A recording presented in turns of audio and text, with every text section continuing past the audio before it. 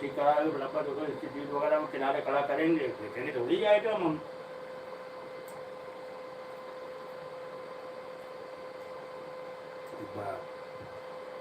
हम काम कराने में आएंगे, देखना कैसे मैकेनिक आते हैं, कैसे ठीक करवाते हैं हम।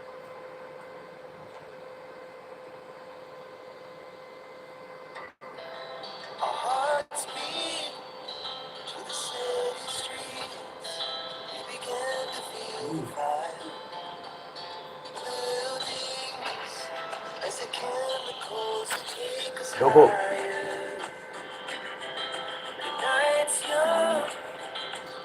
हवा मजा। हाँ Today I am here at Miss Sunny and you're watching my general knowledge channel, Sunny's General Knowledge Miss Sunny GK World. My friends, today I got a very important topic, and that is the history of entire Europe. The historical, the places to visit in Europe. So, due to the fact this video is too long to handle, and that's why I have decided to take some help from other sides.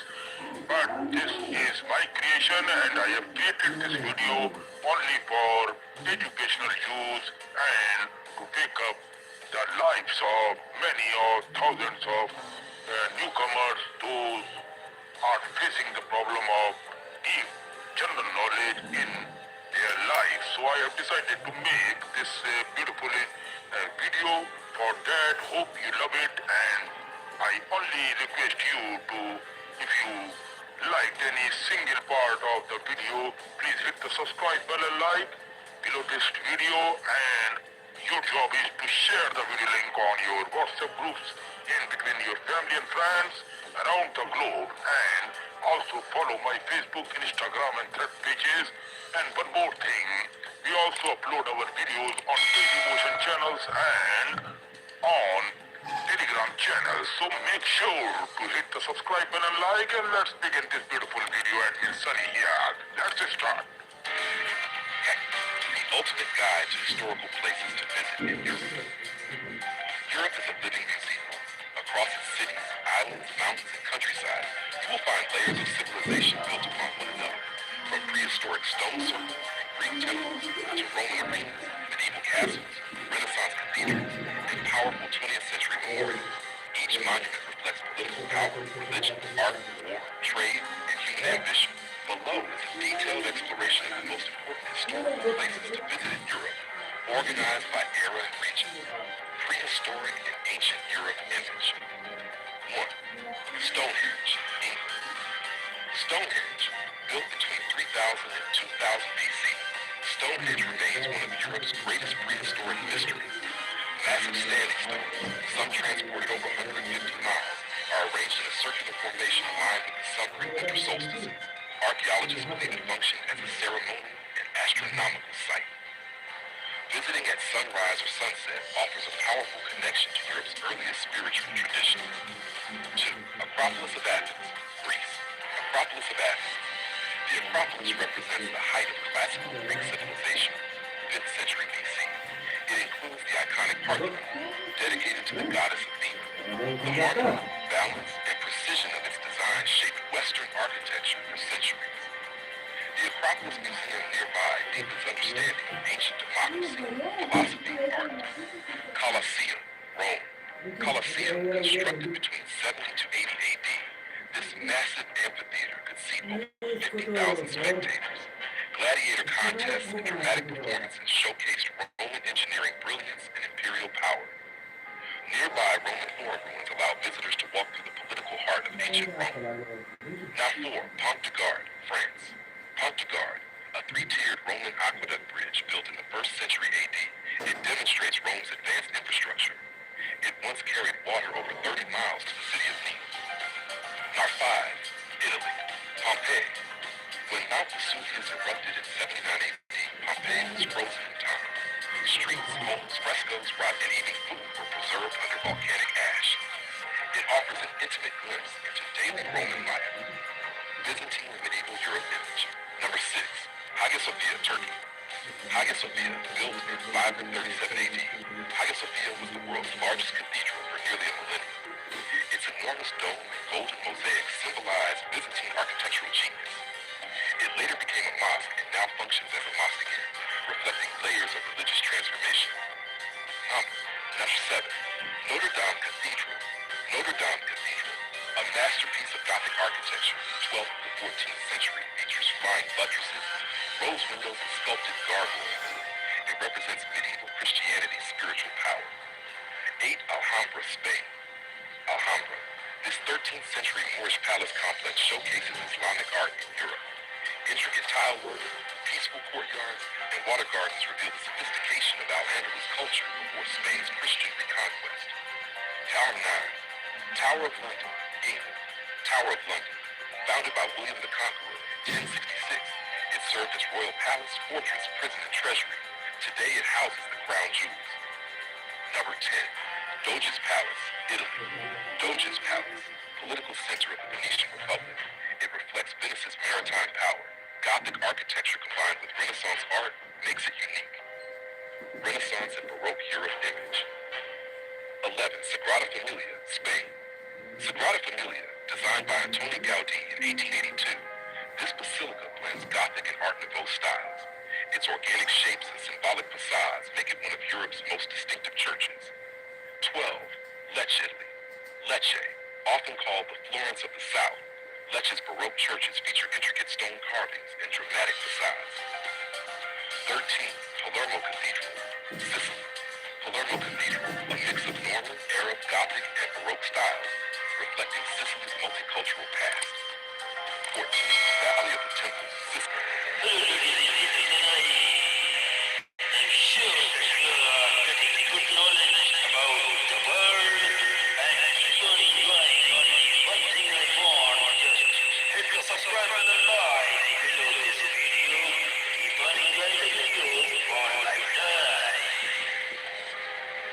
Europe's highest active volcano, shaping Sicily's agriculture and folklore. 17. Trulli of Alberobello. Trulli of Alberobello. Conical stone houses unique to southern Italy and protected by UNESCO. Number 18. Castel del Monte, Italy. Castel del Monte, a geometrically perfect 13th century castle built by Emperor Frederick II. Greek islands and Mediterranean heritage image. 19. Old Fortress of Corfu. Old Fortress of Corfu, Venetian fortress guarding Mediterranean trade routes. 20. Delos, Greece. Delos, sacred island believed to be birthplace of Apollo and Artemis. 21. Temple of Apphia, Agino. Temple of Apphia, part of a sacred triangle with Athens and Sumer. Number 22. Monastery of St. John, Patmos. Monastery of St. John the Theologian, UNESCO site linked to the Book of Revelation. Modern Europe and World War sites. Image 23. Eiffel Tower, France. Eiffel Tower, built in 1889 for the World Fair, it symbolizes industrial innovation. 24. Brandenburg Gate, Germany. Brandenburg Gate, neoclassical monument representing German unity after the Cold War. Auschwitz-Birkenau, Poland. Auschwitz-Birkenau, memorial and museum preserving the memory of Holocaust victims. Berlin Wall Memorial, Germany. Berlin Wall, a reminder of Cold War division and eventual reunification. Why Europe's historical sites matter. Europe contains over 400 UNESCO World Heritage Sites representing thousands of years of architectural evolution. These places are not only monuments but storytellers, revealing the birth of democracy in Greece, Roman engineering mastery, Islamic art in Spain, Christian Gothic cathedrals, Renaissance creativity, Industrial Revolution innovation, lessons from world wars. From the prehistoric stones of England to the marble temples of Greece and the castles of Italy, Europe offers an unparalleled journey through human civilization. If you would like, from prehistory to the modern age, Europe's story stretches back over 18,000 years, evolving through prehistoric cultures, classical civilizations, empires, religious transformations, artistic revolutions, and world wars. Below is a deeper exploration of these eras and the remarkable landmarks that define them. Prehistoric and ancient Europe, c. 16,000 BC to 500 AD. Image, prehistoric Europe, the first civilization. One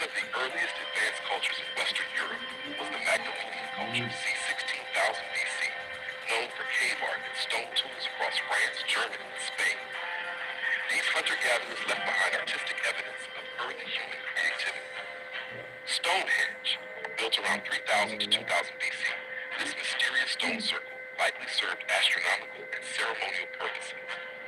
Its alignment with the solstice suggests advanced prehistoric knowledge. Classical Greece, birthplace of democracy and philosophy. Ancient Greece shaped Western philosophy, drama, mathematics, and democracy. Acropolis of Athens. The Acropolis stands as a symbol of classical Greek achievement. Parthenon, dedicated to goddess Athena, representing harmony and proportion in architecture. Roman Empire, engineering and expansion.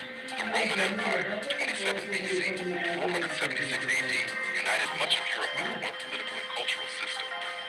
Colosseum, massive amphitheater, 70 to 80 AD, hosting gladiator games. Pont du Gard, Roman aqueduct bridge demonstrating advanced engineering. Pompeii, city preserved by volcanic eruption in 79 AD. Dag, Roman and Byzantine legacy, 304-53 AD image. As Rome declined, the Eastern Roman Byzantine Empire preserved classical knowledge and Christian tradition. Hagia Sophia, built in 537 AD, it was the world's largest cathedral for nearly 1,000 years. Its dome is a masterpiece of Byzantine engineering. Venetian Castle shows layers of Byzantine and Venetian rule in the Mediterranean. Monastery of St. John the Theologian, founded in 1088, linked to the Book of Revelation. Panagia Ekatantopiliani, one of the oldest Christian churches in Greece. Medieval and Renaissance Europe, 500 to 1600, image medieval period. Feudal kingdoms, crusades, Gothic cathedrals, and fortified castles define this era. Alhambra, a Moorish palace complex reflecting Islamic art and architecture in Spain. Notre Dame Cathedral, Gothic architecture with flying buttresses and stained glass. Doge's Palace, political center of the Venetian Republic. Renaissance and artistic revival. Europe rediscovered classical knowledge, leading to scientific and artistic breakthroughs. Sagrada Familia, designed by Antoni Gaudí, blending Gothic and modernist styles. Modern era World Wars, 1700 to 20th century. Image, Industrial Revolution. Europe led technological and industrial growth. Eiffel Tower, built in 1889, symbolizing industrial progress and engineering innovation. World War II and division. The 20th century reshaped Europe politically and emotionally. Brandenburg Gate, symbol of German reunification after Cold War division. Auschwitz-Birkenau, memorial and reminder of the Holocaust tragedy. Sicily, a living museum of civilizations. Image Sicily reflects Greek, Roman, Arab, Norman, and Spanish influence. Valley of the Temples, 8 Greek temples in remarkable condition. Villa Romana del Casale, 4th century Roman mosaics. Mount Etna, Europe's highest active volcano. Palermo Cathedral, Arab-Norman architectural blend. Greek theater of Taormina, overlooking Etna and the sea. Puglia, southern Italy's hidden treasure image, truly about Marabella, conical stone houses.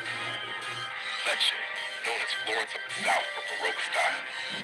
Ostum, the White City, Basilica di San Nicola, pilgrimage site of St. Nicholas. Castel del Monte, geometric medieval fortress. Greek islands, mythology and maritime power image. Old fortress of Corfu, Venetian stronghold. Delos, mythical birthplace of Apollo. Temple of Aphaia, part of sacred triangle with Athens and Samos. Pyrgos, marble craftsmanship heritage. Why Europe's heritage is unique. Over 400 plus UNESCO World Heritage Sites. Blend of Greek, Roman, Islamic, Christian, Byzantine, and modern culture.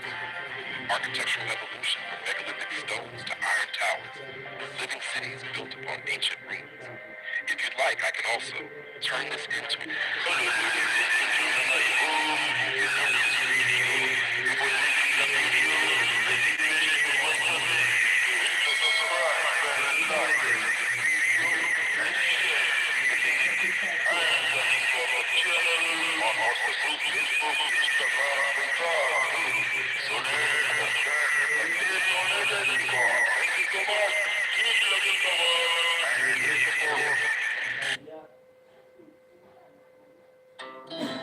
Our hearts beat to the city streets.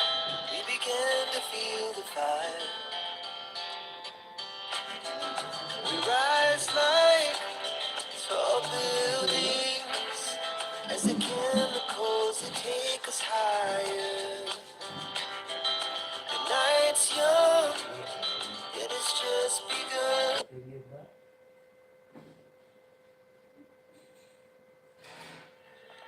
Hello friends, you are watching Sunny's General Knowledge World, means Sunny's GK World.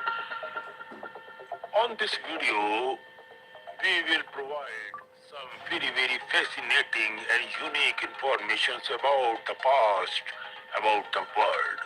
Now in this today's topic, I have chosen to tell you something about various types of monuments and historical places in India. Now, today I will discuss about the truth and the story of Taj Mahal that is in Agra. So, before starting this video, I request you to please hit the subscribe bell and like button below this video so that whenever we launches our new video, you will never get to miss that upcoming video. You can able to watch that video particularly, especially for you, fully without paying even a single pie for that. So click the subscribe bell and like, and also one more thing, share the video link and channel link on WhatsApp group in between your friends and family, and also follow my Facebook, Instagram and thread pages. One more thing, you can also watch our videos on Dailymotion channels and Telegram channels. So let's begin this today's video. Who could ever think that an eternal love leading to the saga of infinity? Bondage can evolve out of desert like land and would bloom, or you can say blossom, to be the reason to gift our world a poem in marble, the Taj says. No image of the Taj, neither on canvas nor on celluloid, can adequately express its conceptual imaginary nor convey the legend, the poetry and the romance that shrouds what Rabindranath Tagore calls a teardrop on the cheek of time. The Taj Mahal, a spectacle in white marble, unparalleled to any other monument in the world or on earth, unparalleled in grandeur, that depicts the sheer opulence of an era. The awesome structure, the monument of love that Mughal Emperor Shah Jahan gave to the world, stands as a testimony of his intense love for his wife Mumtaz Mahal. It is a romance celebrated in marble and glorified with precise and semi-precise precious stones, and that the way to appreciate it. Uttar Pradesh, the land of the Taj, is rich in its cultural heritage and has always been a prominent arena of politics, and various types of parties engage in that since the ancient time. Agra, the city of the Taj and once the capital of the Mughal emperor during the 16th through the early 18th centuries, enjoys a close proximity to the national capital city of New Delhi. Tourists from all over the world try to come here. Tourists from all over the world visit Agra to make a pilgrimage to Taj Mahal, India. Most famous architectural wonder in a land where a magnificent temples and edifice abandoned to remind visitors about the rich civilization of a country that is slowly but surely lifting itself into a industrialized society as well. Taj Mahal means crown palace and is in fact the most well preserved and archaeologically you can say as far as art wise and beauty and the cutting of stones and its beautiful dome in the world made by various white marble itself looks beautiful. The English poet Sir Edwin Arnold had described the Taj as not a piece of art as other buildings are, but the proud passions of an emperor's love wrote in living stones. It is a romance celebrated in marble and glorified with precious and semi-precious stones, and that's the way to appreciate it. Taj Mahal stands on the bank of river Yamuna, which otherwise deserves as a white most defending the great Red Fort of Agra, the center of the Mughal emperors until they moved their capital to Delhi in 1637. It was built by the fifth Mughal emperor Shahjahan in 1631 in memory of his third but the most favorite wife. In fact, his soulmate Mumtaz Mahal, a Muslim Persian princess. She died while accompanying her husband in Burhanpur in a campaign to crush a rebellion after giving birth to her 13th child. The death so crushed the emperor that all his hair and beard were said to have grown snow white in a few months. When Mumtaz Mahal was still alive, she extracted four promises from the emperor. First, that he build the Taj. Second, that he should marry again. Third, that he be kind of their children. And fourth, that he visit the tomb on her death anniversary.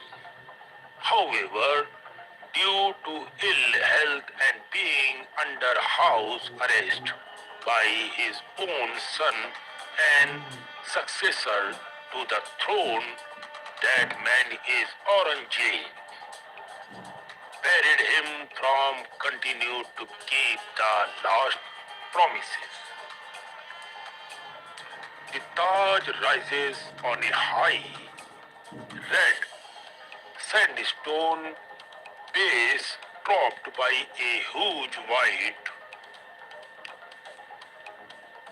This is a very, very beautiful story. A huge white marble terrace on which rests the famous dome flanked by four tapering minarets. Within the dome lies the jewel inlaid cenotaph of the queen.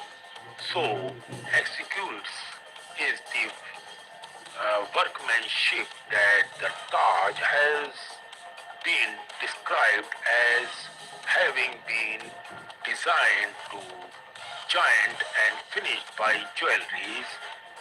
The only thing and the matter is the object in the Taj is the casket of the emperor, which was built besides the queen as an afterthought.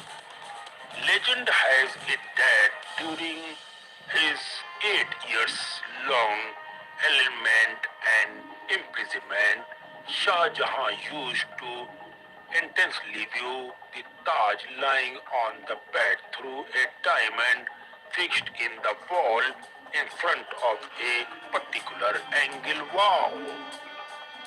As a tribute to a woman of exotic beauty and as a monument of a love story which is keeping us engrossed even when we are reading through these pages here. Truly an everlasting romance of a love not ended as yet. The Taj reveals its subtitles to its beholders.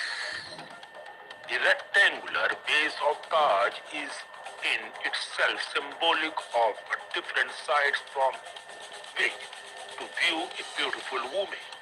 The main gate is like a veil to a woman's face, which should be lifted delicately, gently, and without haste on the wedding night. In Indian tradition, the veil is lifted gently to reveal the beauty of the bride. As one stands inside the main gate of Taj, his eyes are directed to an arch which frames the Taj. The dome is made of rich marble, but the dome is set against the plain across the river, and it is his background that works. Its magic of colors that, through their reflections, change the view of the Taj Mahal. The colors change at different hours of the day and during different seasons. The Taj sparkles like a jewel in moonlight when the semi-precious stones inlaid into the white marble on the main mausoleum catch and reflect back its glow with a better gleam. The Taj is pinkish in the morning, milky white in the evening, and golden when the moon shines. These changes, they say, depict the different moods of a beauty of any kind. So this is the beauty of Taj Mahal marbles, change of the color whole day. Different people have different views of the Taj Mahal, but it would be enough to say that the Taj has a life of its own that leaps out of marble, a masterpiece of the art and science of architectural tips and tricks, a representative of an era called the Mughal period, surpassing any authority to add or de-add anything in any sense in or out of the Taj Mahal. The Taj Mahal stands tall with grace, is not just a parable epitome of emotional and eternal love between a man and a woman, but for other reasons too. Emperor Shah Jahan, who commissioned the construction of the Taj Mahal, desired to create it also as a symbol of solemnity, harmony, purity, and spirituality as well. So, this is the inner part of the making of Taj Mahal. The Taj is simply a majestic tribute to an exotic beauty. The saga of the Taj would be half told if the mighty related to its not mentioned. Like many great buildings, the Taj Mahal has its myths and legends. It seems that there is more fiction on the Taj than serious scholar research. Several of these stories belong solely to oral traditions and are told by a guide. Some are so established that they form a popular history of the monument and have made their way into guidebooks, and some have been taken up by scholars or even created by them and thus become part of the surely and a strong debate itself. What are the facts more regarding this beautiful monument? To the last category belongs the oldest tales of the Taj. Here, the most widely known is the story of the second Taj, the Black Taj, which Shah Jahan intended to build in black marble opposite the present mausoleum right now on the site of the Mehtab Bagh. It goes back to the Jean Baptist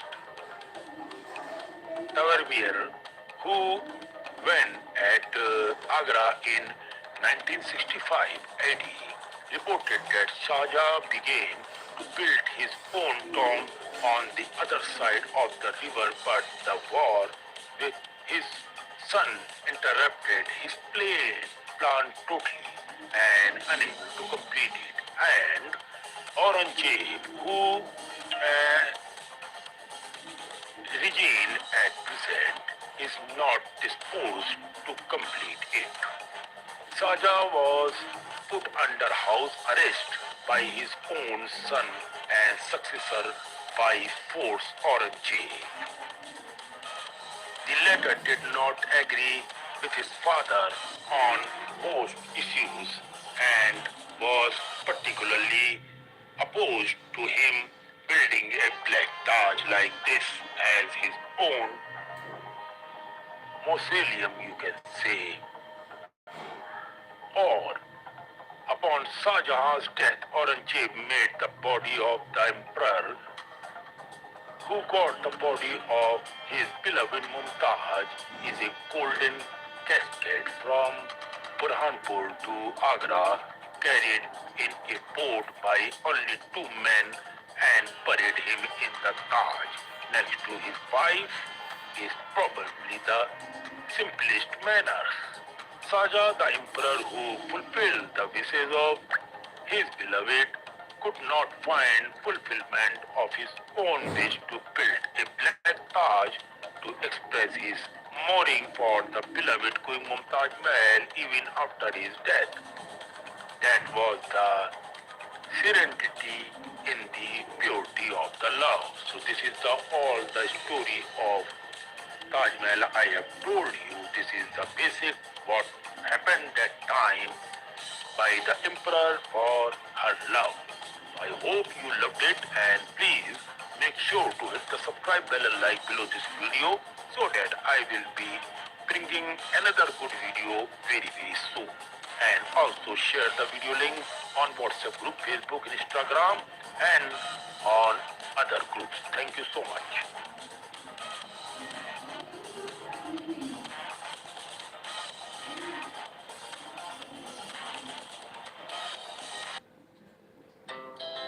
Our hearts beat to the city streets. We began to feel the fire.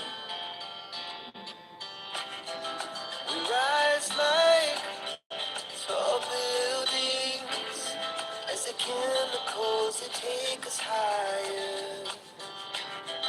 The night's young, it has just begun. Hello, my friends. This is Admin Sunny, and this is not the Stars Biography channel. This is Sunny's GK World. Now, in this video, I will going to tell you something very unique about a very fantastic friend of mine and a very fantastic and beautiful, gorgeous actress of Hollywood film industry. None other than Angelina Jolie. She is one of my favorite friends on earth, without any doubt. So many times we get in contact with each other on social media platforms like Thread and Facebook. But I respect this lady a lot. She is one of my favorite actresses, Not only actress, she is a very, very nice, kind, and loving and caring human being. That's what I have noticed in my friend Angelina. So, in this video, I will going to tell you about the uniqueness of this gorgeous actress, Angelina Jolie. Angelina Jolie is often described as many things at once. An action heroine, a heartbreaker, a mysterious rebel, a humanitarian, and a woman who has constantly reinvented herself behind the glamorous image of the Tom Rider star lives a life filled with emotional turmoils, bold choices, deep struggles, and remarkable resilience. Her journey from a troubled childhood to becoming one of the most influential, you can see, a brilliant and talented woman in the world, is a story of transformation shaped by pain, courage, and self-discovery. Angelina Jolie was born on June 4, 1975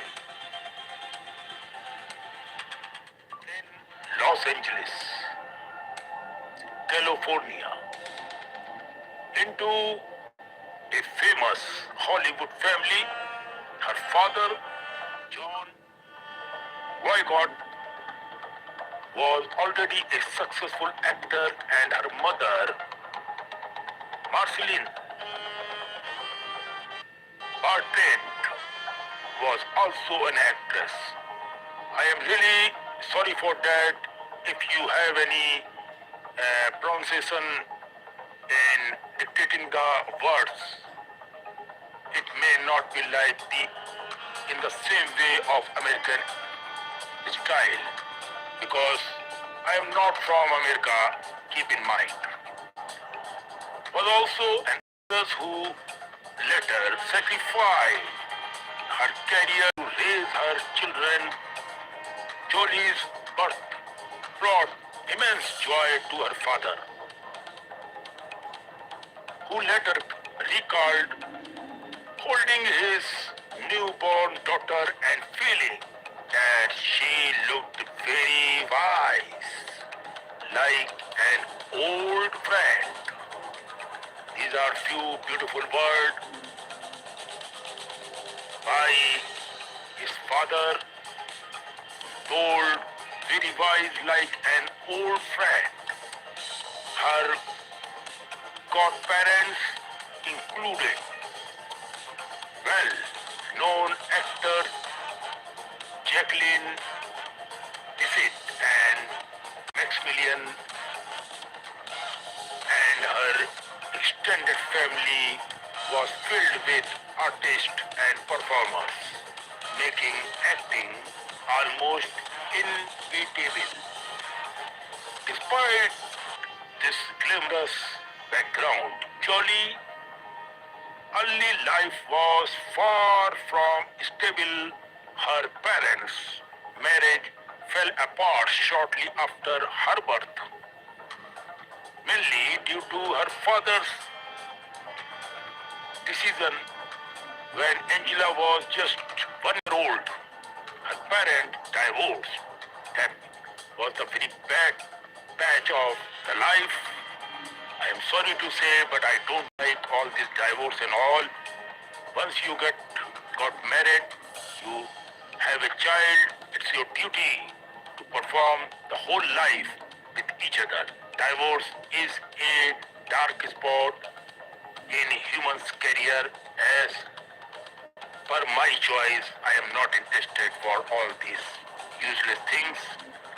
It means you are destroying your own life as well as others' life. So this is rule. But the whole world cannot be motivated by my rule. This is my another rule. And her mother moved away with Angelina, and her brother James Heaven, while John Hogarth's career continued to flourish. Marceline devoted herself entirely to raising her children, instilling them independence and emotional openness. Jolie grew up in a relatively liberal household, raised as a Catholic but never forced into strict religious practices.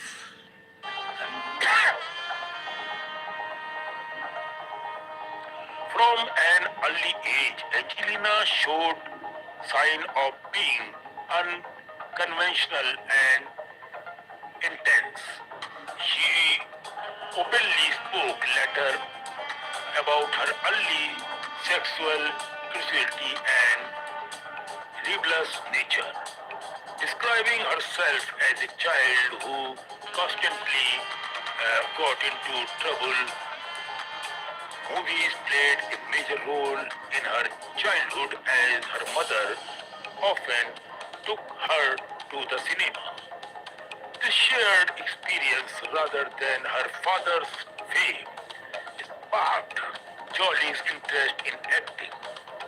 She loved dressing up, performing at home and staging little shows, often when her brother acting as the cameraman. Angelina made her first on-screen appearance at the age of 5 only in the film Lock-In to Get Out. Steered her father and mother, although the role was small, it marked the moves in the movie. Now, the thing is very important is that when the marked by emotional instability and troubling behavior, Jolie later admitted to being careless and even cruel with animals, a reflection of the inner chores she struggled with. She developed an unusual fascination with knives and weapons, an interest that began at a renaissance, you can say, fair, and followed her into adolescence, sometimes with dangerous consequences. As a teenager, Jolie felt alienated and out of place, especially after returning to Los Angeles and attending Beverly Hills High School. Suddenly, surrounded by wealthy students, she felt like an outsider due to her family's modest income. She was teased for being thin and awkward and so on. Various types of words used that time, which I cannot dictate here, which deepened her sense of isolation. After early modeling attempt failed, she transformed to an alternative school where she embraced a punk identity, dressed in black, and moved slowly and surely, and openly rebelled against social norms. During his period, Jolie struggled deeply with her mental health. She experienced depression, self-harm, and destructive impulses, eventually seeking therapy and receiving a diagnosis related to social psychopathy and tendencies that time. Despite these challenges her mother, encourages her to channel her emotions into acting. Jolie enrolled at the Lee Starberg Theatre Institute, where she studied method acting of 2 years. Though she eventually left due to lack of experience. The training laid the foundation for her intense and immersive acting style. Jolie's early personal life was equally turbulent. She entered a serious relationship at a very young age, and her mother allowed the couple to live together to avoid rebellion and emotional distance. By 16, Jolie began repairing her relationship with her father, who became a mentor in her acting ambitions. She briefly returned to the modeling and appeared in music video and student films, slowly building confidence and exposure. Her first major film role came in 1992 with Cyborg 2, a low-budget sci-fi sequel, you can say, although she was excited to star in her first Hollywood lead role, but she was deeply disappointed by the final result and later described feeling physically ill after watching it. The film was a critical and commercial failure, but it marked an important turning point. Angelina dropped her father's surname and became now professionally as Angelina Jolie. This is the name she got by this sense. Now this is important turning point. Angelina dropped her father's surname and became known professionally as Angelina Jolie. Despite setbacks, Jolie persisted. Her breakthrough came with the 1995 film Hacker. There she played a confident and charismatic hacker. Although the film initially failed at the box office, critics noticed Jolie's powerful screen presence. Around this time, she married her co-star Johnny Lee Miller in a highly unconventional blood wedding, where she wore black and wrote his name on her shirt in her own blood. The marriage was intense but short-lived, mirroring the emotional volatility of her life at the time. Professionally, Jolie continued to grow through roles in films like Foxfire, where she portrayed a rebellious teenage leader, and later through television projects such as George Wallace. Her performance in George Wallace earned her critical acclaim and major award nominations, proving her dramatic abilities and capabilities. This success led to her casting in HBO's biological film Gia, where she portrayed troubled supermodel Gia Karengi. The role of Gia became a defining moment in Jolie's career. Drawing from her own struggles, she delivered a raw and haunting performance that stunned audience and critics alike. The film earned her a Golden Globe, a Screen Actor Guild Award, and this is a very, very important turning point, and Emmy nomination.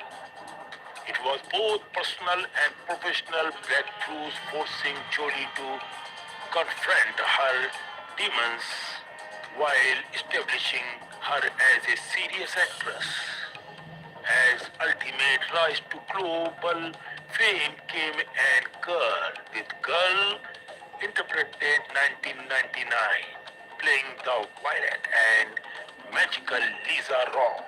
Jolie dominated the screen and stole focus from the film lead. Her performance earned her the Academy Award for Best Supporting Actress along with multiple other honors. At just 24 years old, Angelina Jolie had reached the peak of the Hollywood recognition. That's beautiful. This is the quality of this great lady and my best friend ever. Through fame, fought controversy, intense media security, and public misunderstandings, it also marked the beginning of Jolie's transformation from a troubled teenager and self-destructive young woman. She evolved into a globally respected actress and humanitarian, and her later work as a goodwill ambassador, her advocacy for refugees, and her dedication to for the human beings causes would redefine her public image entirely. Angela Jolie life story is not one of simple success but of constant struggle throughout the life, and with a heavy high quality courage in Angela I saw myself right now. She is a brilliant, talented and courageous woman on earth. And as a friend, I promise her if whenever she looks my this video, I am with you, my lovely friend.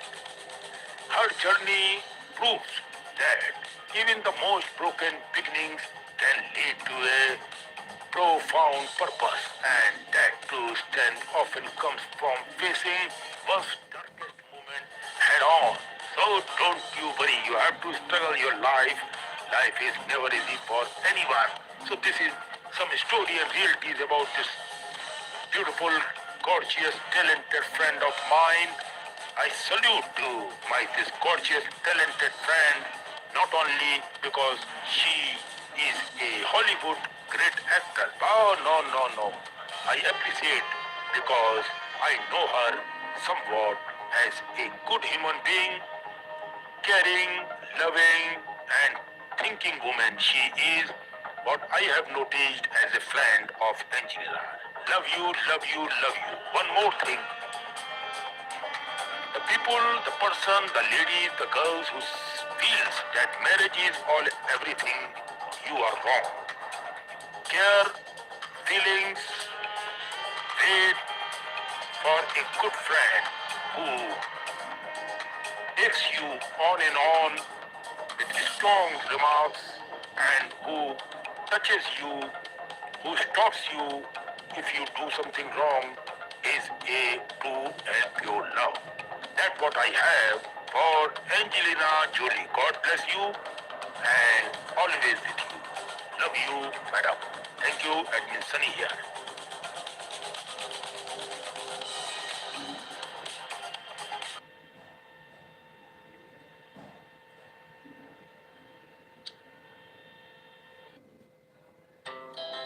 Our hearts beat to the city streets. We began to feel the fire. We rise like tall buildings as the chemicals they take us higher. The night's young, yet it's just begun. Hello, ladies and gentlemen, you're watching Attention, viewer. I am mentioning, making disclaimer from my side that this is the video I have created only for educational and promotional use so that visitors, fans can increase own knowledge for the world. That's the today's video, man. Geography of Spain. The history of Spain, from ancient civilizations to modern democracy. Spain's long and eventful history is the product of many civilizations.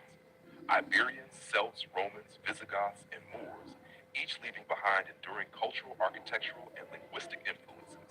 Over thousands of years, Spain transformed from a prehistoric land of tribes into one of the greatest empires in world history.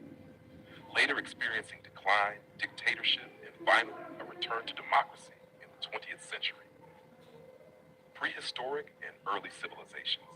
Archaeological discoveries in Spain show evidence of human habitation dating back over 1 million years. The Atapuerca caves in northern Spain. Hello friends, I am Admin Sunny and you are watching Sunny's GK World. In this unique video, I want to concern something very unique about the Mahabharata, the very important mythological book, a worship book of Hindus. In interpretation of the overall connection between the Mahabharata, Russia, and future prospects included in this video.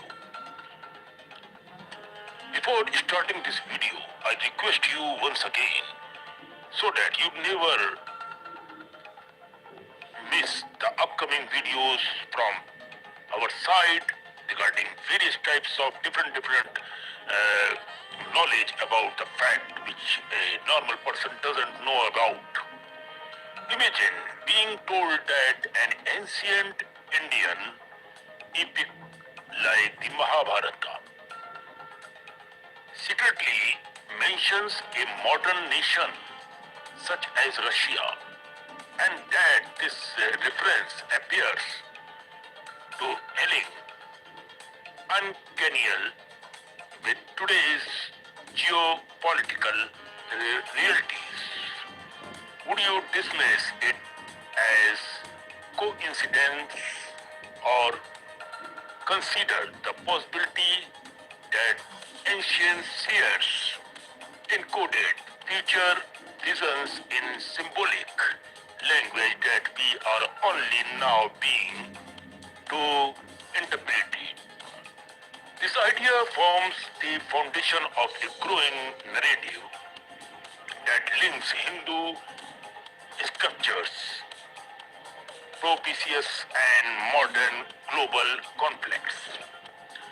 This decision is not meant to glorify any nation or promote fear, but to explore a belief system that calms religion, wars, and destiny stand on the same timeline.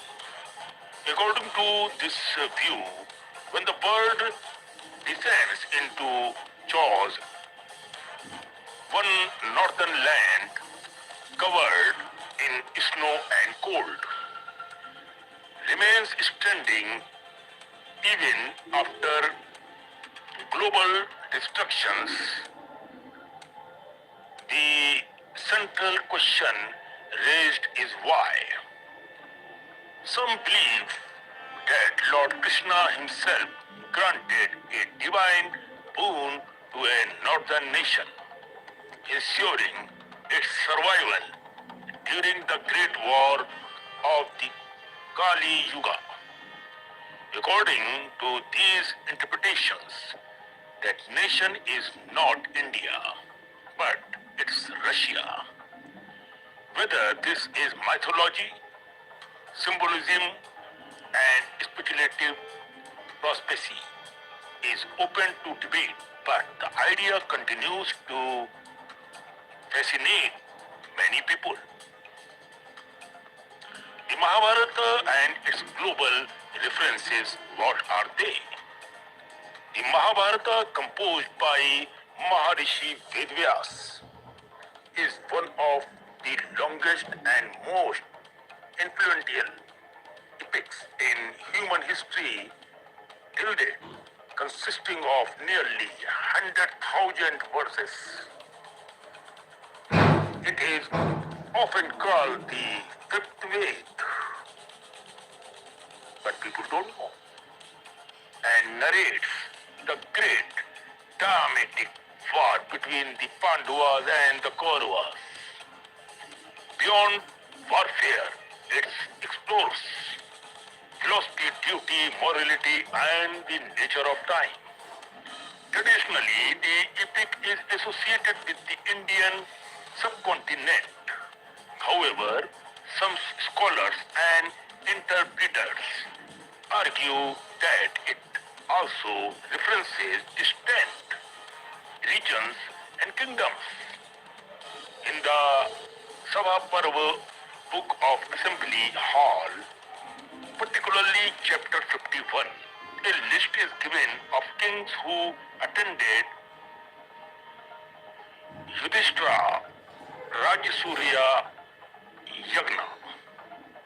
Among these names is a region described as Rosha or Rusa, R-U-S-A or R-O-S-H-A,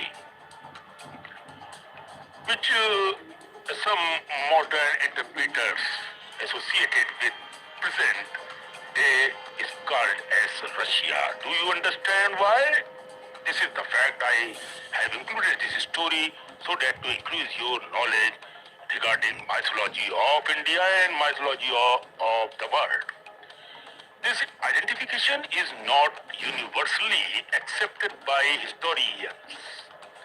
Most academic scholars treat these names as symbolic or referring to Central Asia, Central Asian tribes, rather than modern nations, state still proponent and of the theory argued that ancient geography was far broader than commonly assumed. So, part by part, we will go through the matter. India-Russia friendship and its symbolic meaning. What's that? In modern times, India and Russia have shared a long-standing strategic partnership from Cold War diplomacy to military and political cooperation. Russia has frequently supported India on international platforms, including at the United Nations. These historical facts are often cited by believers as evidence of an ancient karmic bond rather than merely political alignments. Some narratives suggest that this friendship predates modern politics and extends back to the era of Lord Krishna. According to legend, a northern king, sometimes named Rushk, that is R-U-S-K, or Rose, R-O-S-H, approached Lord Krishna during or after the Mahabharata war, seeking or serve dharma. Lord Krishna, preparing to leave the earlier realm, is said to have pledged the king's land, declaring that it would remain strong in Kali Yuga, means Kali Yuga, and protect righteousness when adharma peaked. Again, it is important to note that such stories do not appear clearly in critical editions of Mahabharata, but circulate in folklore, religion, traditional and tradition and letter text.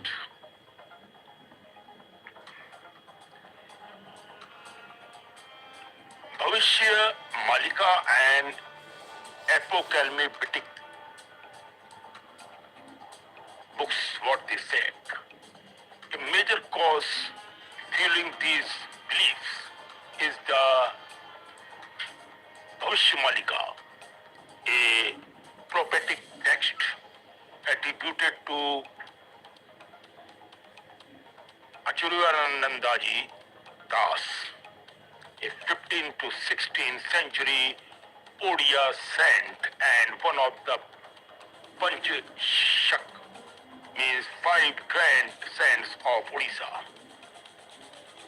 He is believed by followers to be Trikaldarshi, means who can see beyond the limit.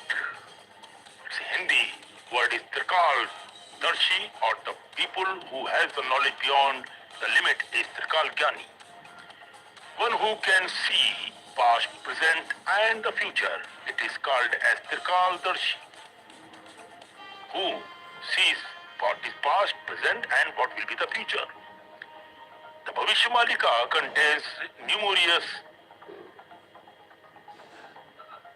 prophetics and about moral decline, wars, famine, natural disasters and the eventual arrival of Kalki Avatar. Some verses are interpreted as predicting a massive global conflict resembling a world war involving India, China, Pakistan, Europe, the Middle East and the West. According to these interpretations, the war would last several years, result in unprecedented destructions, famine and social collapse, and calm millions of lives worldwide. However, the text is believed to suggest that India and Russia would ultimately survive the devastation through, though not without suffering. So, these are the danger nations of the upcoming features what I am discussing about here in this video. Russia and India would ultimately survive the devastations through, though not without suffering. Believers argue that Russia's survival is linked to Krishna's ancient blessings, placing it as a protector of Dharma in the final stage of Kali Yuga. Archaeological and other types of claims. Supporter of the theory of an city, archaeological findings in Russia and surrounding regions,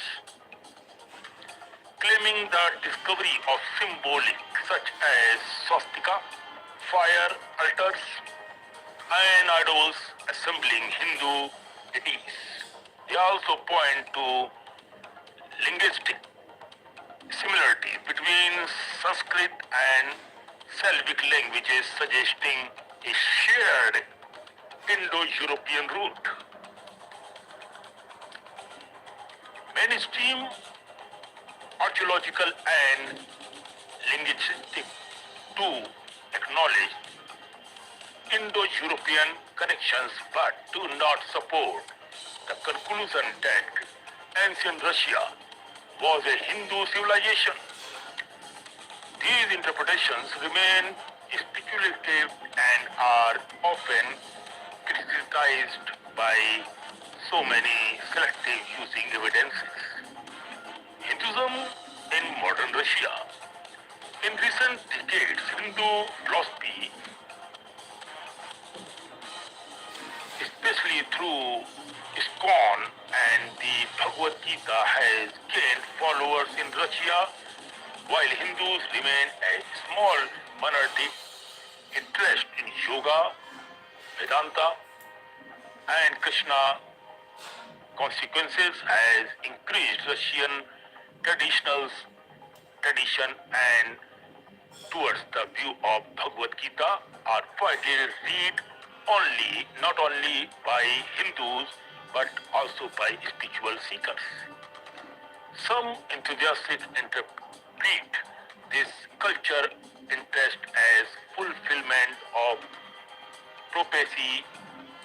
However, from an academic perspective, this trend is better understood as part of global spiritual exchange rather than religious transformation of a nation. Now, what is the conclusion at the last? It is very, very important. Conclusion, faith, symbolism, and the future. The idea that Russia was blessed by Lord Krishna and destined to play a major role in the end of Kali Yuga exists at the intersection of faith, mythology, prophecy, and modern geopolitics. For believers, ancient texts are not merely stories but quoted timelines of humanity's faith for sketchbook. These interpretations reflect symbolic thinking applied to contemporary anxiety. What is certain is that ancient sculptures like the Mahabharata and texts such as the Bhavish Malika continue to influence how people interpret the present and imagine the future. Whether these prophecies are destiny or metaphor remains an open question right now. One that ultimately depends on personal beliefs rather than historical proofs. If everything is already written, the final question remains, are we moving blindly towards fate, or do we still have the power to choose a different path? Depends on you, what you choose. So this is the story which I took for my fans and friends around the globe. Please hit the subscribe bell and like below this video so that you never miss the upcoming mythological or different type of stories on Sunny GK World. Keep supporting and also follow my Facebook page, Instagram, thread, and our videos are also launched on Daily Motion channels. You can see you will get somewhere there on Daily Motion sites, and also we are launching Telegram channel very soon. So till then, take care, bye bye, love you all.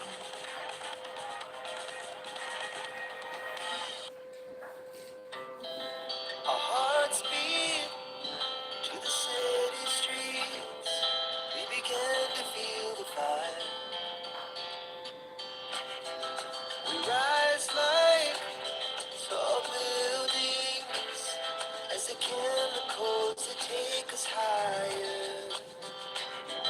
The night's young, and it's just begun.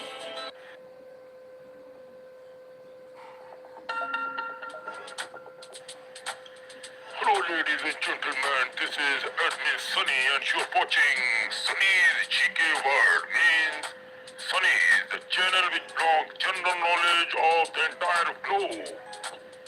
Now, this is a very, very beautiful and a very, very important video for those who are interested to know something more about the world.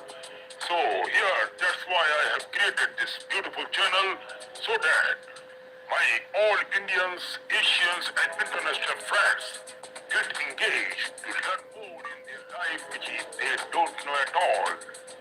Now here are few human beings which are of very, very under painful conditions and they are leading a very, very tough life for the God they have received from the God. Now, here I will going to talk about a woman who lives in water. Her name is Aruna Ghosh from India. Who is Aruna Ghosh? Aruna Ghosh from West Bengal suffers from a rare and painful medical condition. Whenever the wind blows, her entire body experiences unbearable pain.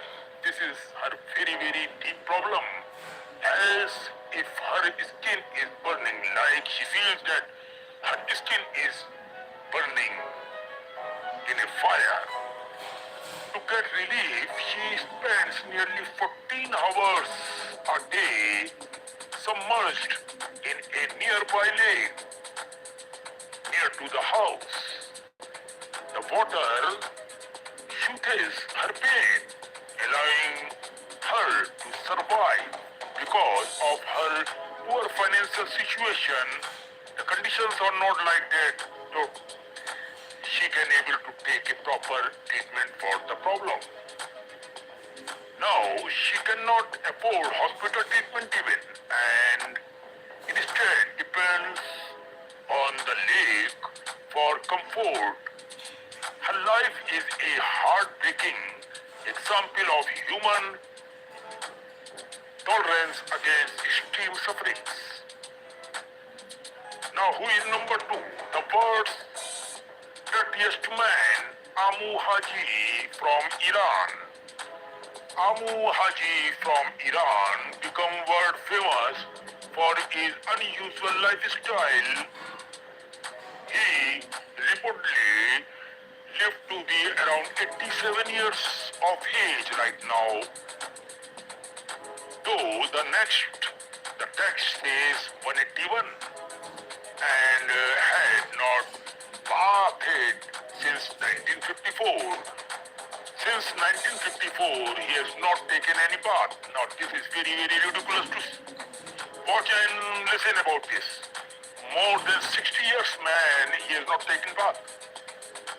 He feared that bathing or coming into contact with water would make him sick, so he avoided it completely.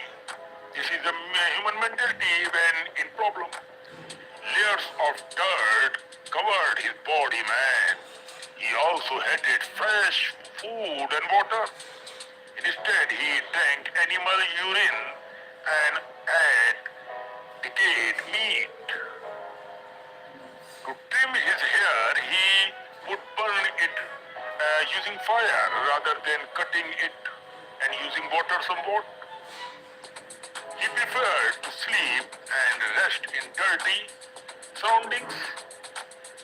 His strange habits made him known as the world's most dirtiest man ever. Now, here comes number three. The man who lives in an iron lung, Paul Alexander, USA. Paul Alexander from USA. Actually, Paul Alexander is from Texas, USA. Contracted polio when he was 6 years of age. The disease paralyzed his lungs, leaving him unable to breathe naturally since the year 1950s. He has lived inside an iron lung, a large metal machine that helped him to breathe.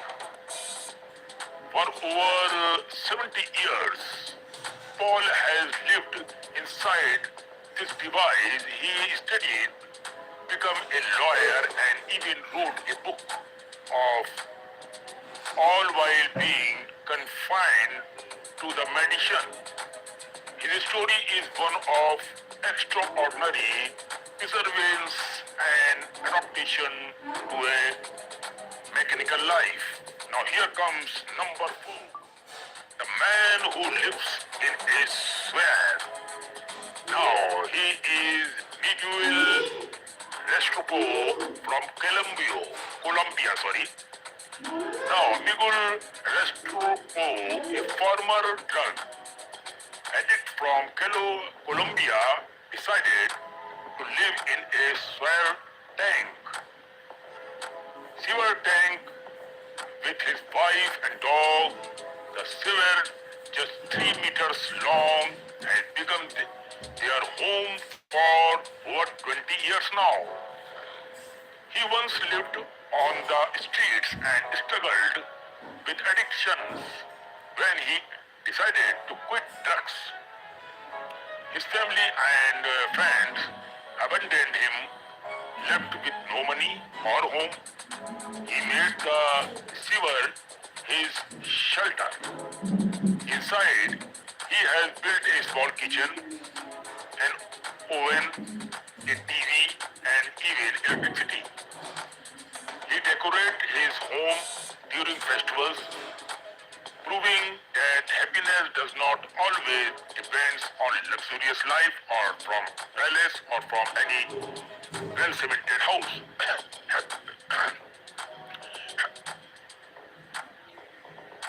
Happiness can come from any other places also if you are satisfied. Now here comes number 5, the man who raised his hand for 47 years. Sadhu Amar Bharati from India. Sadhu Amar Bharati, a Hindu holy man from Delhi, has kept one hand raised above his head since 1973, over 4 decades.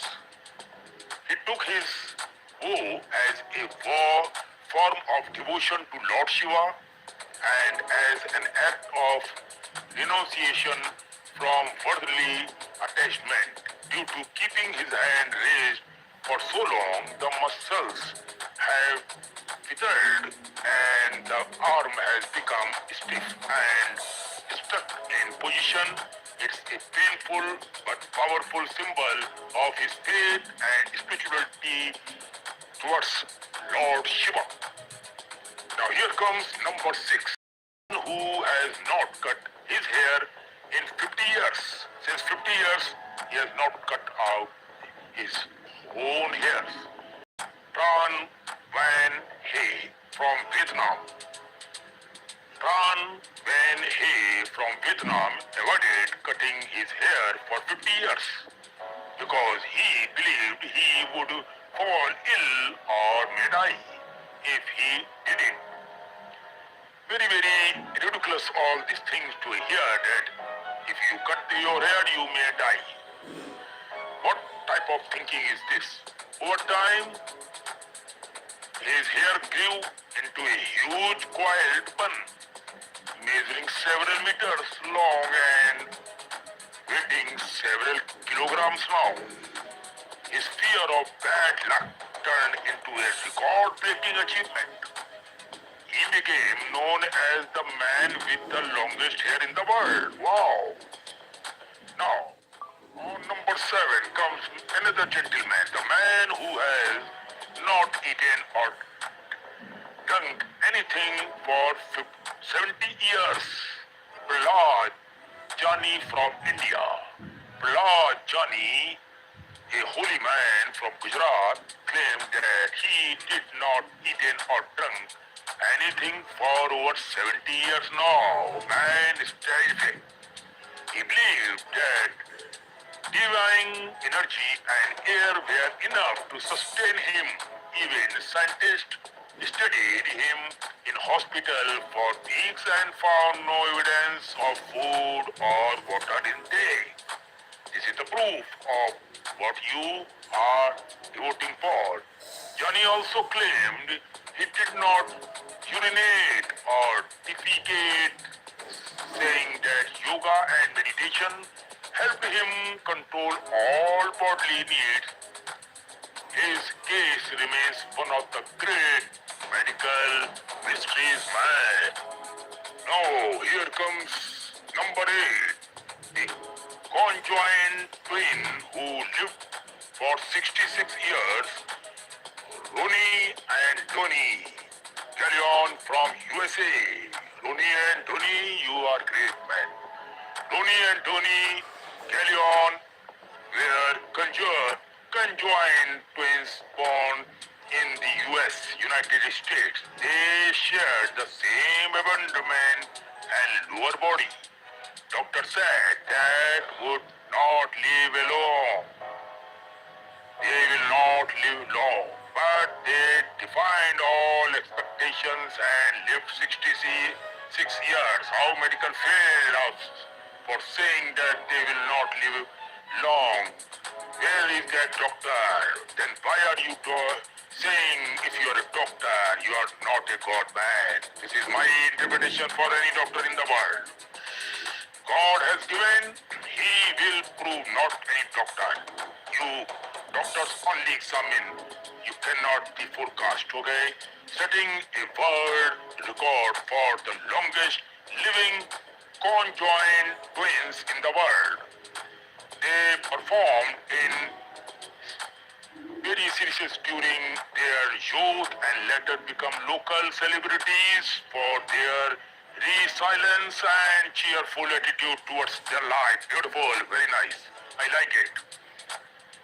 What can doctor do? Doctor is not God man. Number 9 comes the girl who lives in a plastic tub. Rehma Haruna from Nigeria. Rahman Haruna from Nigeria was born healthy, but at 6 months old, a mysterious illness stopped the growth of her limbs. Her arms and legs moves, leaving her unable to move. Since then, she lived her entire life in a plastic tub, which her family used to carry her from one place to another place. Despite her condition, she smiled and dreamed of owning a small grocery store. Wow!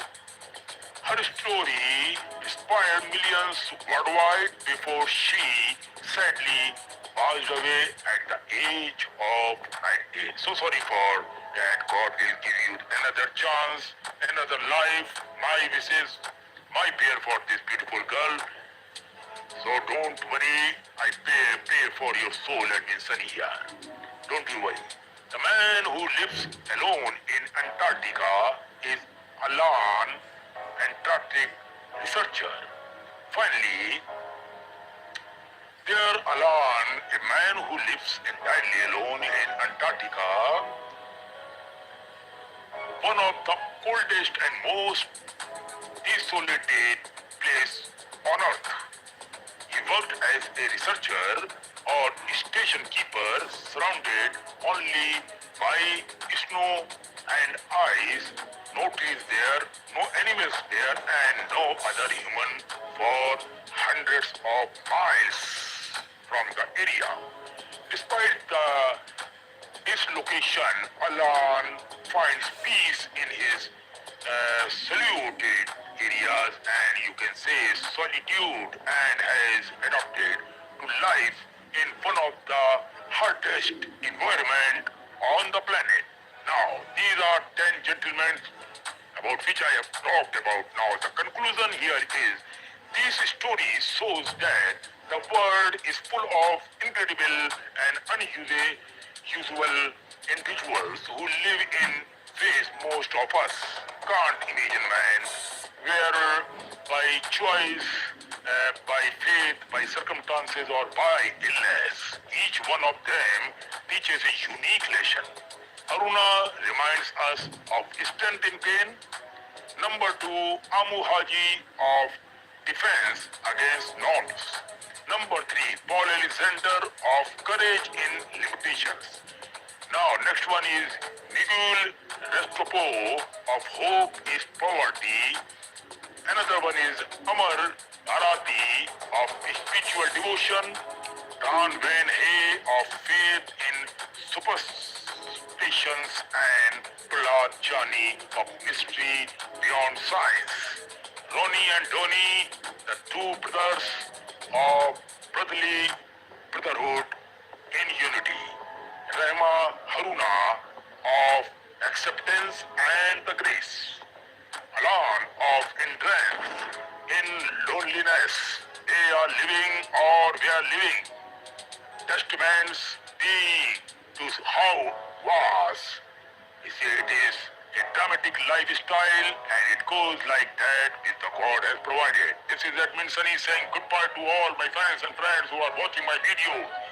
Before leaving this video, I only request to hit the subscribe bell and like under this video so that you never lose the upcoming another story on this channel, and make sure to hit the subscribe bell and like on my all other music channel, also movie channel.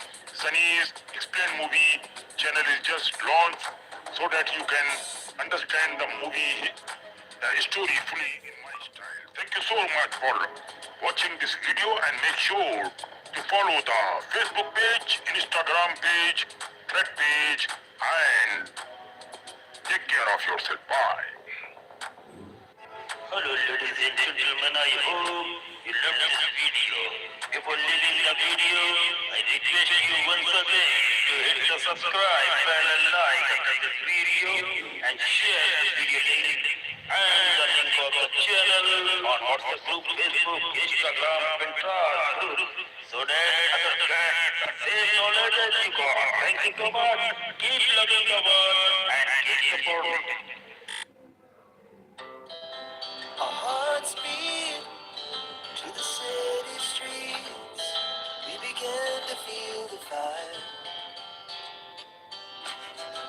We rise like tall buildings as the chemicals that take us higher. The night's young and it's just begun. Hello, ladies and gentlemen, you are watching Adventure in the World. I am Anthony, making this disclaimer from my side that this is the video I have created only for educational and promotional use, so that visitors, affairs, and increase own knowledge for the world. That's what we can do in the video, man. Geography of Spain. The history of Spain, from ancient civilizations to modern democracy. Spain's long and eventful history is the product of many civilizations. Iberians, Celts, Romans, Visigoths, and Moors, each leaving behind enduring cultural, architectural, and linguistic influences. Over thousands of years, Spain transformed from a prehistoric land of tribes into one of the greatest empires in world history. Later experiencing decline, dictatorship, and finally a return to democracy in the 20th century. Prehistoric and early civilizations. Archaeological discoveries in Spain show evidence of human habitation dating back over 1 million years. The Atapuerca caves in northern Spain contain stone tools from nearly 1.4 million years ago, making them among the earliest traces of Homo species in Western Europe. Around 35,000 years ago, modern humans, Cro-Magnons, entered the Iberian Peninsula from northern regions, leaving behind striking cave paintings in Altamira, estimated to be about 15,000 years old. During the Neolithic and Bronze Ages, settlements such as Las Valaras and El Argar flourished in eastern Spain, showcasing early social organization and metallurgy.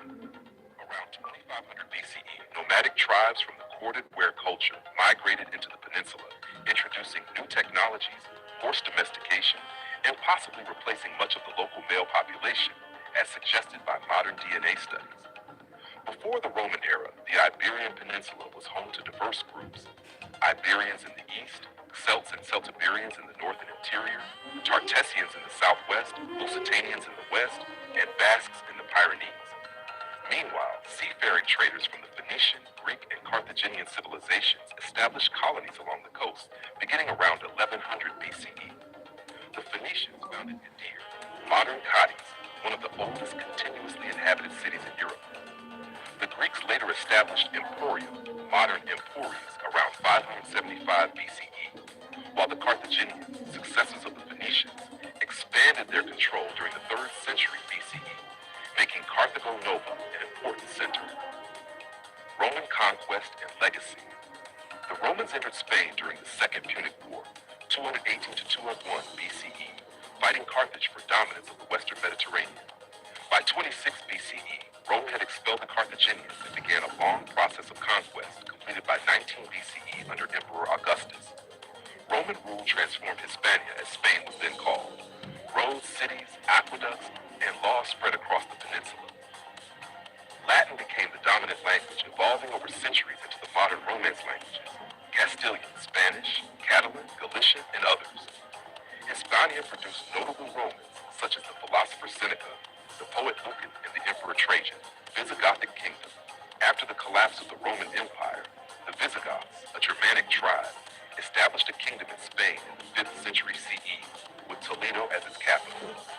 The Visigoths preserved many Roman institutions and legal systems, most famously codified in the Liber Judiciorum 654 CE, a law book that influenced Spanish jurisprudence for centuries. The Visigoths adopted Roman culture and Christianity, creating a relatively unified kingdom. However, internal divisions weakened them, paving the way for a new conqueror from across the sea. Hasdrub, Muslim Constant al-Andalus. In 711 CE, Muslim forces from North Africa, under the Umayyad Caliphate, invaded and defeated the Visigoths. This began nearly 8 centuries of Islamic presence in the Iberian Peninsula, known as Al-Andalus. Under Muslim rule, Spain became a center of learning, architecture, and science. Cities like Cordoba, Granada, and Seville became symbols of cultural brilliance, where Muslims, Christians, and Jews coexisted and exchanged ideas. However, political unity did not last. By the 11th century, Al-Andalus fragmented into small Taifa kingdoms, making it vulnerable to attacks from northern Christian states. The Reconquista, Christian reclamation of Spain. The Reconquista, or Reconquest, was a centuries-long campaign by Christian kingdoms in the north to reclaim land from Muslim rulers. Key victories, such as the capture of Toledo in 1085 and the decisive battle of Las Navas de Tolosa in 1212, gradually turned the tide. By 1250, only the Kingdom of Granada remained under Muslim control. Finally, in 1492, Granada fell to the joint forces of King Ferdinand of Aragon and Queen Isabella of Castile, completing the Reconquista.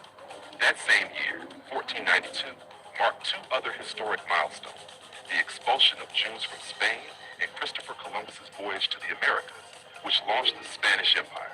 The rise and fall of the Spanish Empire. The late 15th and 16th centuries were Spain's golden age. Spain became a global superpower with vast colonies across the Americas, Asia, and Africa. The riches of gold and silver from the New World fueled its economy and financed monumental art and architecture.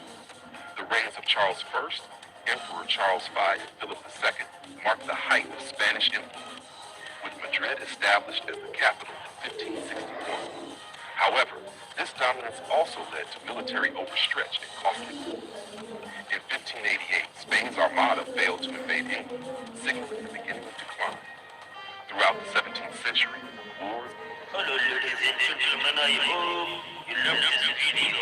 Before leaving the video, I request you once again to hit the subscribe button, like this video, and share this video link, and the link of the channel on WhatsApp group, Facebook, Instagram, and Twitter, so that others can save knowledge as you go. Thank you so much. Keep loving the world and keep supporting it.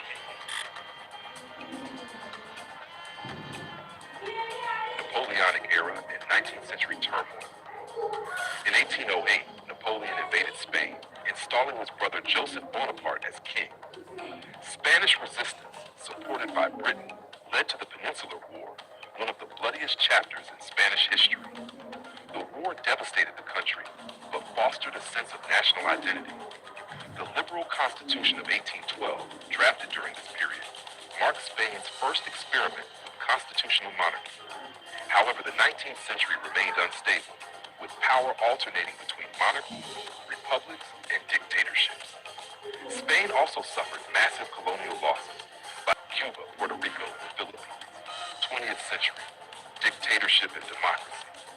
The early 20th century brought more upheaval.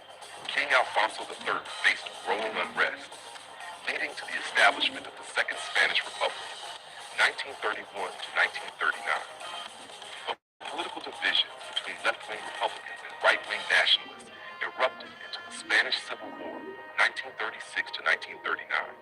General Francisco Franco, supported by Nazi Germany and Fascist Italy, emerged victorious and ruled as a dictator until his death in 1975. Franco's regime was marked by censorship, repression, and centralized control, but also modernization and economic growth in later decades. After Franco's death, King Juan Carlos I restored the monarchy and guided Spain toward democracy. The 1978 Constitution established Spain as a parliamentary democracy with a constitutional monarchy. This transition, known as the Spanish Transition, became a global model for peaceful democratization. Spain joined the European Economic Community, now the EU, in 1986 and adopted the euro in 1998, strengthening its position in Europe. In 2014, King Juan Carlos abdicated in favor of his son, King Felipe VI, who continues to reign today. Language and culture. Spain's linguistic diversity reflects its complex history. While Castilian Spanish is the official national language, several regions have co-official languages. Catalan in Catalonia and the Balearic Islands, Valencian in Valencia, Galician in Galicia, Basque Euskera in the Basque Country and parts of Navarre. Except for Basque, all are Romance languages derived from Latin. These languages thrive in media, education, and literature, embodying Spain's cultural pluralism. The roots of Spanish literature trace back to the Cantada de Nino Cid, the oldest epic poem in Castilian. The 13th century saw the rise of universities in León, Salamanca, and Valencia, helping shape Spain's intellectual heritage. Later, in 1492, Antonio de Nebria published Gramática de la Lengua Castellana, the first grammar of any modern European language, a testament to Spain's cultural leadership. Geography and climate. Spain's geography contributes to its climatic diversity. The Pyrenees and Cantabrian Mountains influence weather patterns, separating humid northern regions from the drier central plateau or meseta. Northern Spain, Galicia to Catalonia, enjoys a maritime climate, mild and rainy year-round. Central Spain experiences continental Mediterranean conditions, hot summers and cold winters. Southern Spain, including Andalusia, has semi-arid to subtropical climates, while the Canary Islands enjoy an Atlantic subtropical environment. This climatic variety allows Spain to produce diverse crops, from northern vineyards to southern olive groves, and supports tourism across beaches, mountains, and cultural landmarks. Ethnic composition in society. Over centuries, waves of settlers and conquerors, Celts, Romans, Visigoths, Arabs, and others, shaped Spain's population. Modern Spaniards are thus a rich blend of Mediterranean, European, and North African ancestry. Today, Spain is known for its cultural vibrancy, regional autonomy, and historical pride. Its architecture, from Roman ruins to Moorish palaces, languages, and traditions illustrate a nation built on layers of history. Resilient, diverse, and deeply influential in the shaping of the modern world. In summary, Spain's story is one of conquest and coexistence, decline and rebirth. From prehistoric cave dwellers to a democratic European power, its journey reflects the dynamic interplay of cultures that forged one of the most fascinating nations in human civilization. 1,210 words. Hello, ladies and gentlemen, I hope you loved this video. If you did the video, I request you once again to hit the subscribe and like the video and share the video link and the link of the channel on Facebook, Instagram, and Twitter, so that others can same knowledge as you got. Thank you so much. Keep loving the world and keep supporting. Our hearts beat to the city streets. We began to feel the fire. We rise like tall buildings as the chemicals they take us higher. The night's young and it's just begun. Hello, ladies and gentlemen, you are watching Edmondson GQ World. I am Edmondson, making disclaimer from my side that this is the video I have created only for educational and promotional use, so that a visitor, a fan can increase his own knowledge for the world. Let's begin today's video, man.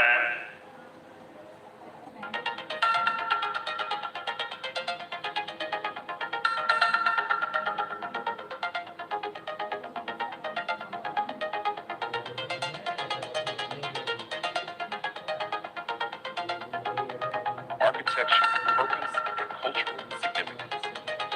The Great China, a monument of history, defense, and civilization. The Great Wall of China is not a single continuous structure, but rather a remarkable series of walls and fortifications built over a span of more than 2,300 years. Its purpose was primarily defensive, to protect the agricultural heartlands of northern China from the raids and invasions of nomadic tribes from the steppes of Mongolia.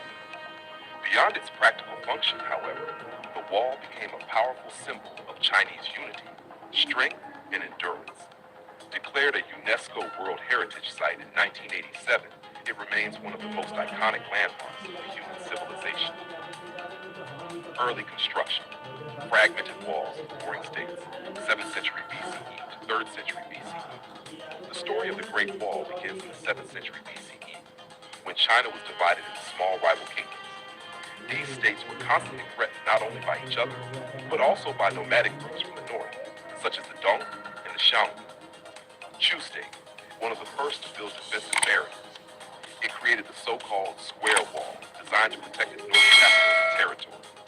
Qi State constructed large defensive embankments using rivers, hills, and man-made walls. The Qi Wall stretched to the Yellow Sea, built with tamped earth and stone.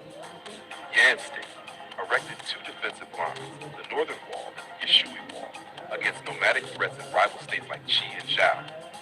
Zhao, Wei, and Zhang states each developed their own wall systems, often using rammed earth technology. These fortifications were less about unifying China and more about regional defense. Thus, by the 4th century BCE, northern China was already a patchwork of defensive walls, which would later form the foundation for the imperial Great Wall. The Qin Dynasty, 221 to 206 BCE, first unification of the wall. When Qin Shi Huang, the first emperor of China, unified the warring states in 221 BCE, he faced the challenge of securing his northern frontier from the fearsome Xiongnu. He ordered General Meng Tian to connect and extend the existing walls of Yan, Zhao, and Qin into a single defensive system. This created what was known as the 10,000 Night Wall, about 5,000 kilometers. The construction relied on rammed earth, stones, and forced labor. Millions of conscripted peasants, soldiers, and prisoners worked under harsh conditions. Countless lives were lost. Although this Qin Wall was monumental, it quickly fell into disrepair after the dynasty collapsed in 206 BCE. Still, Qin Shi Huang set the precedent for future dynasties to maintain and expand the wall. The Han Dynasty, 206 BCE to 220 CE, the Wall and the Silk Road. The Han Dynasty, especially under Emperor Wu, 141 BCE, revived the wall to defend against the Xiongnu and to protect the emerging Silk Road trade network. Construction stretched westward across Gansu and Xinjiang, reaching as far as Lapner. New techniques included beacon towers every 5 li, about 2 kilometers, watchtowers every 10 li, and garrisons every 30 li. The wall not only provided security, but also regulated trade, migration, and taxation along the Silk Road. During this time, the wall became both a military barrier and an instrument of economic control. From the northern dynasties to the Yuan dynasty, 3rd to 14th century. Over the next 1,000 years, different dynasties modified and repaired the wall depending on military needs. Northern Wei, 386 to 534 CE, built long stretches to defend against Rouran and Khitan tribes. Northern Qi, 550 to 5577 CE, carried out massive construction projects with over 1.8 billion workers, extending the wall nearly 900 miles. Sui Dynasty, 581 to 618 CE, ordered 7 major repairs in less than 40 years. Tang Dynasty, 618 to 907 CE, largely abandoned the wall because China had expanded far beyond it and defeated the nomads militarily. Song Dynasty, 60 to 1279 CE, faced constant threats from the Liao and Jin, but lacked resources to fully restore the wall. Yuan Dynasty, 1206 to 1368 CE. The Mongols controlled all of China and saw little use for the wall, though they maintained certain passes for commerce and rebellion control. By the end of the Yuan period, the wall was in ruins, awaiting its greatest reconstruction under the Ming. The Ming Dynasty, 1368 to 1644, the wall we know today. When the Ming Dynasty came to power after expelling the Mongols, they faced the constant danger of renewed invasions. Thus, they launched the most ambitious rebuilding of the Great Wall. Materials and techniques. Unlike earlier dynasties that relied on rammed earth, they used bricks, cut stone blocks, and mortar reinforced with sticky rice. This made the wall far stronger and more durable. Design. The wall averaged 23-26 feet, 7 to 8 feet high, with a width of 21 feet at the base and 19 feet at the top. Watchtowers, beacon towers, and fortified passes, such as Juongguan, Shanhaiguan, strengthened its defense. Strategic gates. Juyong Pass near Beijing was among the most crucial, protecting the capital from northern invaders. Dual walls. In many places, the Ming built inner and outer walls, creating layers of defense. It is estimated that over 8,000 miles, 13,000 kilometers of walls, including natural barriers, towers, and trenches, were maintained during the Ming. Much of what tourists see today, battling Mutianyu scimitars, dates back to this era. Qing Dynasty, Qing 1844 to 1911, decline of the wall. The Manchu rulers of the Qing Dynasty did not emphasize the wall as much as the Ming. Instead, they followed a strategy of diplomatic integration and alliances with Mongols and Tibetans.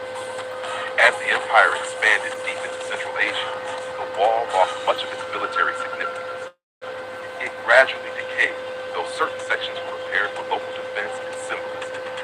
It has structure and features of the Great Wall. The wall was not simply a single barrier. It was a complex military system with several components. One, wall, constructed from local materials, tamped earth in deserts, stone in mountains, bricks near cities. Heights range from 15 to 30 feet, wide enough at the top for soldiers and horses. Two, watchtowers, built at regular intervals for surveillance and signaling. Three, beacon towers, used for communications and fire signals by night and smoke signals by day. Four, passes and fortresses, strategic strongholds like Jaiguan, Western Air, and Shanhaiguan, the Eastern Air, known as First Pass Under Heaven. Five, moats and ramps, added in some regions for extra protection. This integrated system allowed China to monitor movement, respond quickly to invasions, and regulate commerce. Purposes of the Great Wall. The wall served multiple roles across centuries. One, defense. Its primary function was to protect China from northern nomadic invasions, particularly from the Xiongnu, Mongols, and other steppe tribes. Two, border control. Controlled immigration, and smuggling. It also allowed the Chinese Empire to collect tariffs on trade along the Silk Road. Three, symbolic power. It projected Chinese authority, discipline, and the idea of a unified empire. Even when militarily less effective, it remained a psychological barrier. Cultural significance and mythology. The Great Wall has long been a symbol of Chinese culture. Legend. The story of Meng Jianzi, whose tears collapsed a section of the wall when her husband died during construction, reflects both the suffering of the laborers and the human cost of the project. Symbolism.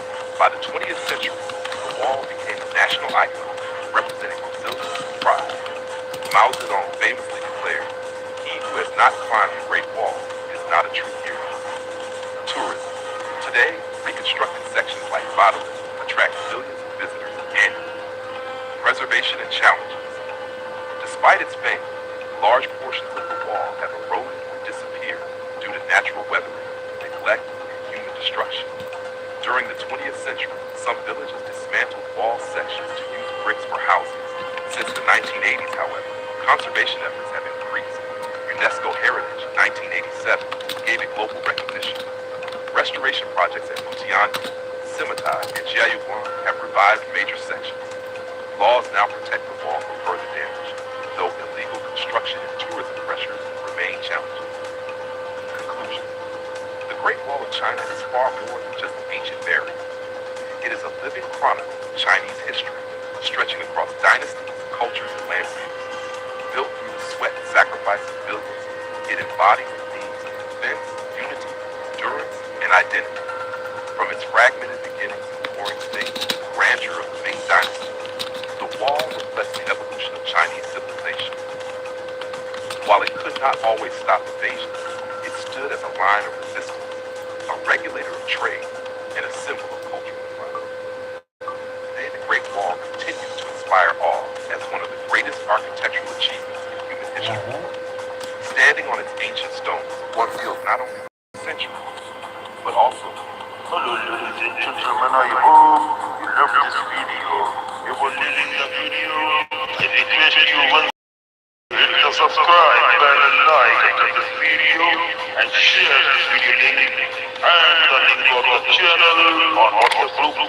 Instagram and Dhruv, so that others get the same knowledge as you got. Thank you so much. Keep loving the world and keep supporting. Our hearts beat to the city streets. We began to feel the fire. We rise like tall buildings as the chemicals that take us higher. The night's young, it has just begun. Hello, ladies and gentlemen, you are watching Attention GK World. I am Anthony, making disclaimer from my side that this is created only for educational and promotional use so that a visitor, a fan can increase his own knowledge for the world. Let's begin today's video, man. The History and Geography of Georgia, created by Admin Sonny for educational purpose only to grow your knowledge about the world. Introduction. The country of Georgia is a small but historically rich nation located at the crossroads of Eastern Europe and Western Asia, nestled in the South Caucasus region. Despite its modest size, Georgia's history is deeply fascinating, stretching back thousands of years to the prehistoric era. Foreign invasions, golden ages, and modern struggles for independence. Alongside its history, Georgia also boasts breathtaking landscapes, diverse climates, rich flora and fauna, and a vibrant culture that reflects centuries of interaction with neighboring civilizations. This article will explore Georgia's story in detail, from ancient kingdoms to the modern republic, while also highlighting its geography, people, and environment. Ancient Georgia, prehistory, 4th century AD. The lands of present-day Georgia hold some of the earliest evidence of human civilization. Archaeological discoveries reveal winemaking. Georgia is often called the birthplace of wine, with evidence of winemaking dating back over 8,000 years. Gold and textiles. Ancient mines and weaving tools proved the region was advanced in metallurgy and fabric production. By the classical era, two important kingdoms emerged. One, Colchis, located in the fertile Colchida lowland, famous for the myth of Jason and the Argonauts seeking the Golden Fleece. Two, Iberia, Carthage, situated in eastern Georgia, playing a crucial role in shaping the Georgian national identity. A turning point came in the early 4th century, when Georgia became one of the very first countries in the world to adopt Christianity as the state religion. This faith bound the Georgian people together and influenced their language, literature, and culture for centuries. Unified Georgian kingdom and golden age, 11th and 13th centuries. In 1008 AD, Georgia was unified under the Bagrati dynasty, which laid the foundation for a strong and centralized kingdom. King David IV, the builder, 1089 to 1125, expanded Georgia, defeated invaders, and promoted cultural revival. Queen Tamar the Great, 1184 to 1213, one of the most celebrated rulers in Georgian history, oversaw the peak of Georgia's golden age. Under her reign, Georgia expanded its borders, fostered trade, built magnificent churches and fortresses, and became a center of art and literature. This era marked Georgia as a powerful kingdom in the Caucasus, respected by neighbors and feared by rivals. Decline and foreign domination, 15th and 19th centuries. From the 15th century onward, Georgia's power began to decline due to both internal divisions and external threats. Mongols invaded during the 13th century, weakening the kingdom. Later, the Ottoman Empire and Persian Empire competed for influence, often dividing Georgia into smaller, weaker principalities.